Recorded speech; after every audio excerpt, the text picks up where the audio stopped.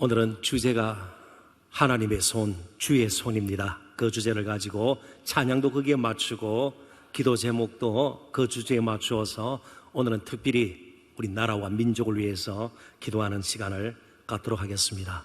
이제 먼저 말씀을 통해서 우리 주님께서 우리를 다스리고 계심을 알고 거기에 맞춰서 살아가야 할 우리의 삶의 태도, 자세가 무엇인가 먼저 좀 정리하는 시간을 갖겠습니다. 먼저 그림을 하나 보시죠. 차량용 스티커인데요, 최근에 넣은 겁니다. 일본 차라 죄송해요. 4,500원짜리예요. 인터넷을 통해서 언제든지 구입할 수가 있습니다. 일본 차라 죄송해요. 저는 제 차에 저거 붙일 필요가 없습니다. 일본 차가 아니기 때문에. 혹시 여러분들 가운데 그런 분들이 계시나요? 신변의 위협을 느끼신다면 저 스티커를 구입해서 자동차 뒷창에 이렇게 붙이면 조금 안전을 도모할지 모르겠습니다. 일본 차라 죄송해요. 조그마한 스티커예요. 차량용 스티커예요. 그렇지만 담고 있는 뜻은 굉장히 깊죠. 여러 측면에서 우리들이 지금 현재 우리 한국의 상황, 일본과의 관계, 여러 우리나라 사람들의 정서 등등, 그리고 일본 차를 타고 다니면서 또 운전자가 느낄 수 있는 여러 가지 얽힌 감정, 단순하지만 굉장히 많은 것을 담고 있는 스티커입니다. 그런데 저러한 스티커가 우리나라에서 생겨날 줄 한 2년 전에 알았던 분들, 저런 스티커가 우리에게도 필요할 수도 있겠다 미리 짐작하신 분이 계시나요? 한 2년 전 금요 성령 집회 때 한 2년 지나면 저런 스티커가 나올 것이다. 그런 분 한 분도 안 계실 겁니다. 저도 마찬가지입니다. 어떻게 저런 스티커가 나올 줄 알았겠습니까? 그지요? 초보인데다 어린애가 타고 있어요. 이런 거 있잖아요. 우연일까요? 이제 우리들이 하나님께서 나를 다스린다, 주가 되신다, 이 말은요, 내 인생에 일어나는 크고 작은 일들, 기쁠 수도 있지만 슬플 수도 있고요, 참 즐거울 수도 있지만 아플 수도 있는 이 모든 일들이 결코 우연이 아니다는 겁니다. 우리 인생에 우연이라는 것은 없어요. 그게 하나님의 주권을 인정하는 그런 고백이라 우리가 먼저 인정을 할 수 있어야 합니다. 마태복음 10장 29절 같이 한번 읽어볼까요? 다 같이 읽어보십시다. 참새 두 마리가 한 아사리온에 팔리지 않느냐? 그러나 너희 아버지께서 허락하지 아니하시면 그 하나도 땅에 떨어지지 아니하리라. 아멘. 조금 본문의 말씀을 방송실에서 좀 그대로 두시면 좋겠습니다. 참새 두 마리가 한 아사리온. 참새, 아사리온 공통점이 있습니다. 물론 참새는 조류의 일종이고요, 아사리온은 로마의 청동 동전입니다. 이 연결시키기 어려울 것 같은 참새와 아사리온 공통점은 별것 아닌 거예요. 별것 아닌 겁니다. 참새는 이스라엘 백성들이 먹을 수 있는 육식 가운데 그들도 소 먹을 수 있죠. 주로 양을 많이 먹습니다. 염소도 먹을 수 있습니다. 참새가 가장 서민들이 먹는 육류예요. 닭보다도 못한 겁니다.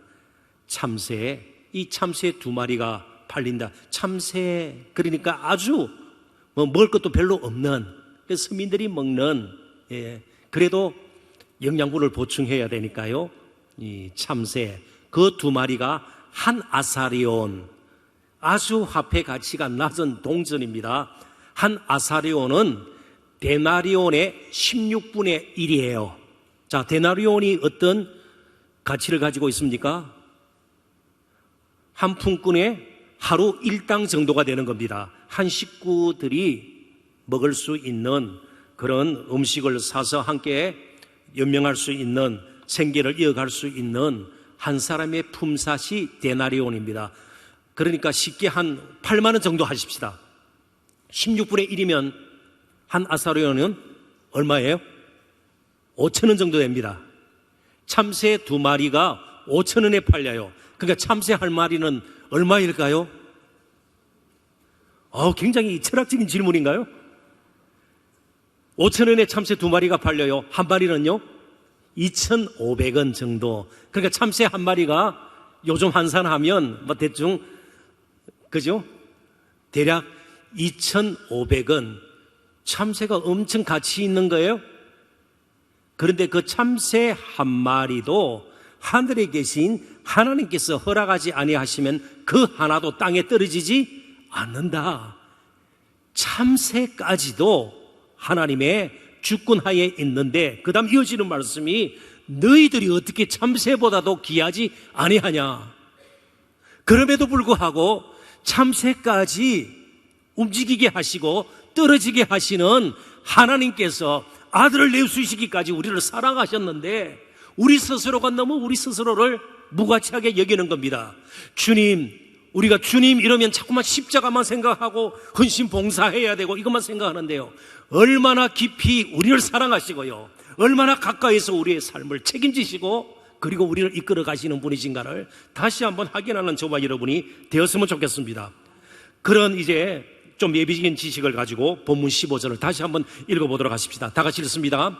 도끼가 어찌 찍는 자에게 스스로 자랑하겠으며 톱이 어찌 켜는 자에게 스스로 큰 채 하겠느냐. 이는 막대기가 자기를 드는 자를 움직이려 하며 몽둥이가 나무 아닌 사람을 들려 한가 같음이로다. 4가지 비유를 들고 있습니다. 도끼, 톱, 막대기, 몽둥이, 그리고 사용자예요.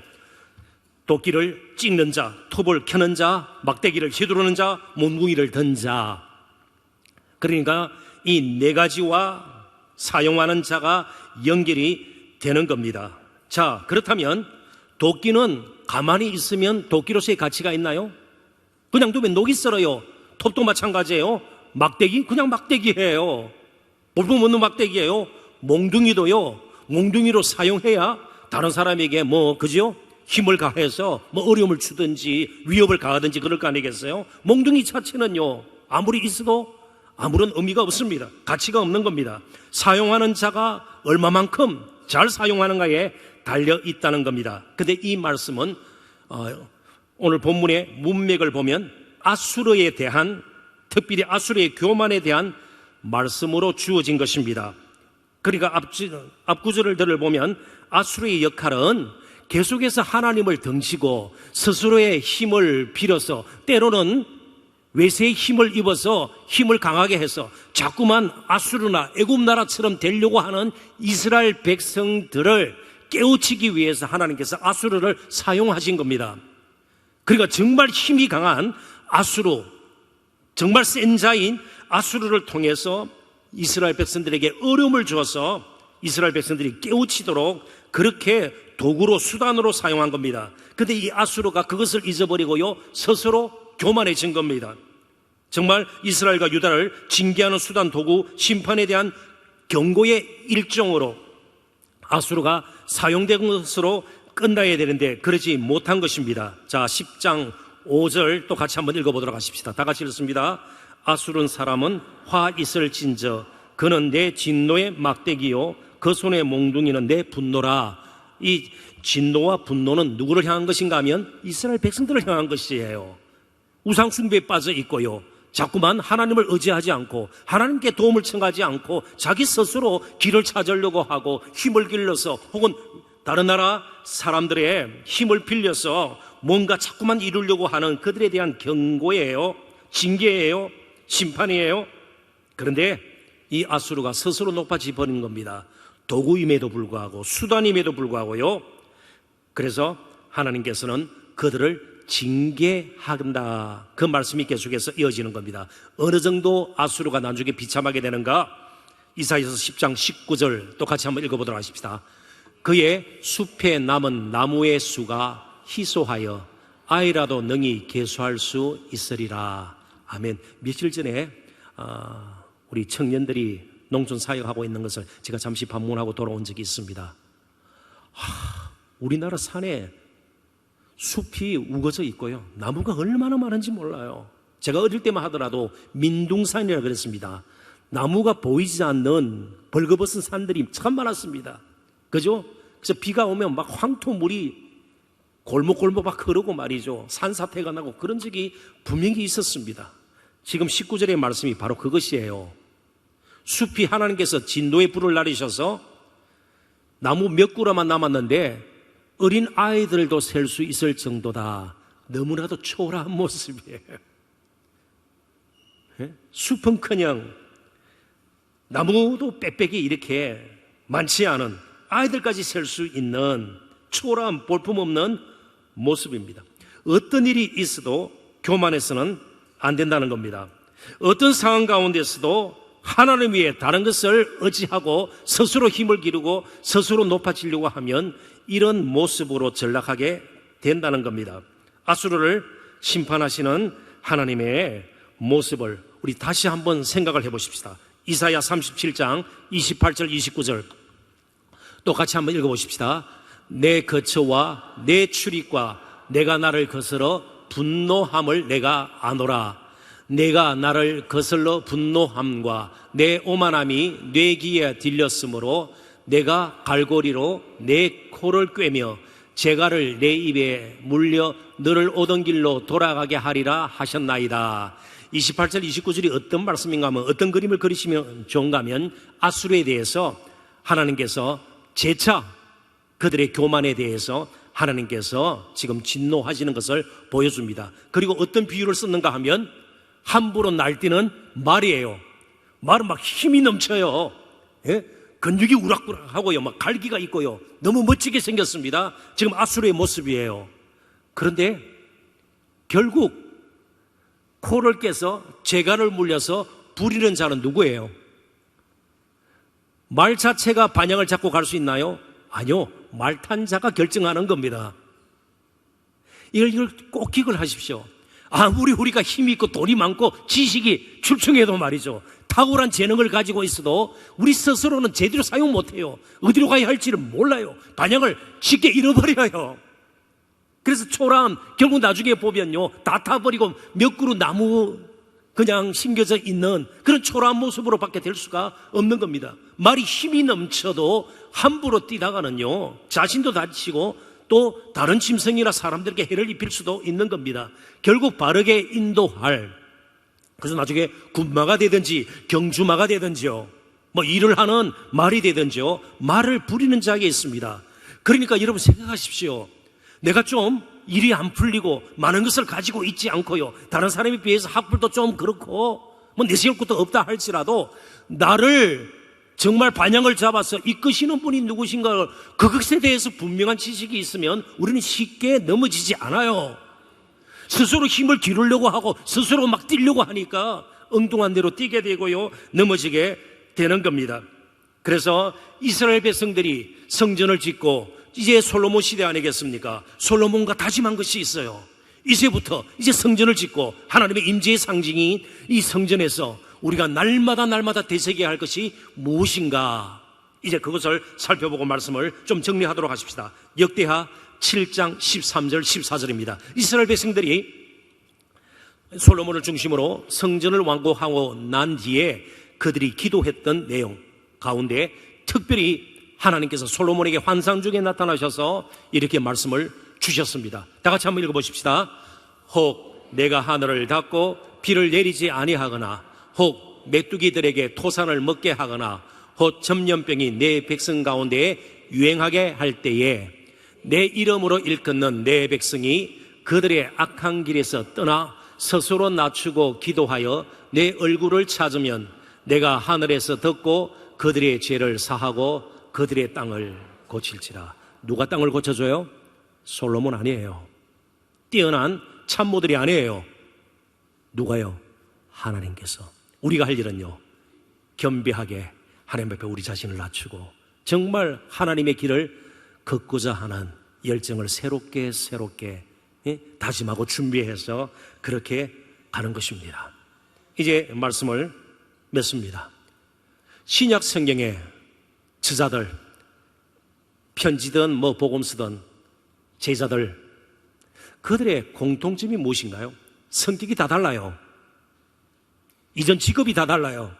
사역도 조금씩 다를 수가 있어요. 그래서 몇 사람만 제가 소개를 하겠습니다. 로마서 1장 1절에 보면 예수 그리스도의 종 바울은 사도로 부르심을 받아 자신을 종으로, 예수 그리스도가 주인임을 분명히 말씀하고 있습니다.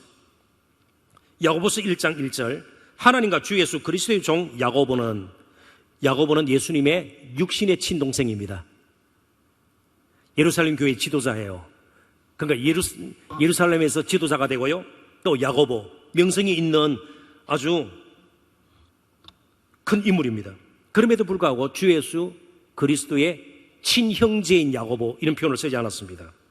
유다서 1장 1절 보면 예수 그리스도의 종이요 야고보의 형제인 유다, 이 야고보의 형제가 유다라는 또 형제가 있었습니다. 예수님의 친동생들이에요, 육신적으로 볼 때에. 그런데 역시 혈연 내세우지 않아요. 예수 그리스도의 종 베드로 어떻습니까?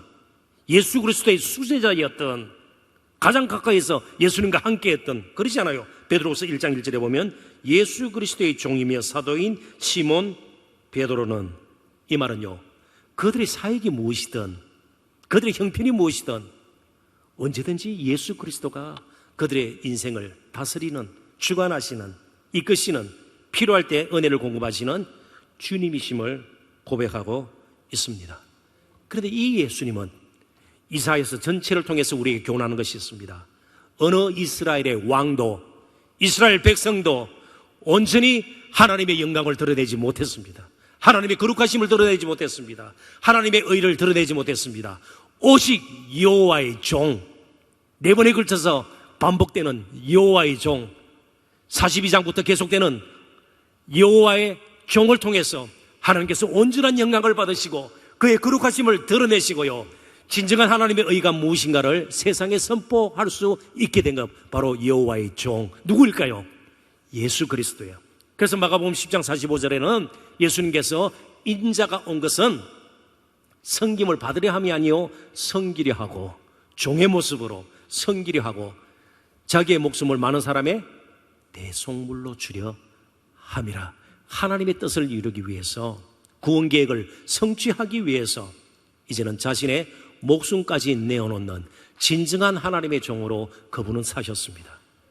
그분을 이제 우리가 주로 모시면 우리 또한 아름다운 비굴한 종이 아니라 담대한 종, 긍휼이 넘치는 종, 시야가 넓은 종, 이 세상을 품을 만한 그런 종으로 우리도 남은 때를 살 수가 있는 줄로 믿습니다. 오늘 우리의 찬양이, 우리의 기도가 나눈 말씀을 가지고 이제 다시 한번 우리가 깨우친 이 모든 것들이 아름답게 섬김으로 표현이 되고 많은 사람들을 세워주고 또 많은 사람들을 복되게 하는 데에 쓰임받기를 원합니다. 그런 마음을 가지고 이 시간 우리 함께 기도했으면 좋겠습니다. 이제 우리가 정말